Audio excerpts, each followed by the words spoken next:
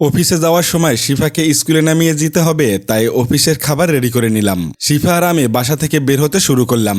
একটু একটু করে শিফা যে কবে বড় হয়ে গিয়েছে সেটা চোখেই পড়ল না। দুপুরে লাঞ্চের জন্য শিফাকে কিছু নাস্তা কিনে দিলাম, তার সাথে 2 পিস কলা। নাস্তা কেনার শেষে যখন স্কুলের উদ্দেশ্যে রওনা দেই তখন শিফা এইভাবে দৌড়াতে থাকে। আমারও মনে পড়ে গেল ছোটবেলার কথা।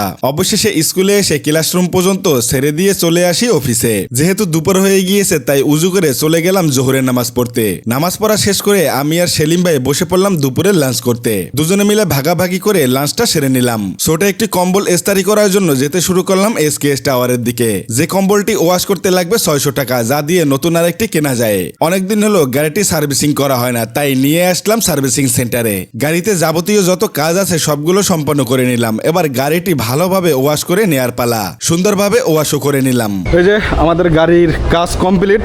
এই ভাইয়া কিন্তু আমার ভিডিও দেখে সব সময়, আমার একজন ফলোয়ার। আসসালামু আলাইকুম। ভাইরা অনেক মনোযোগ দিয়ে কাজটা করছে, ভালো লাগছে।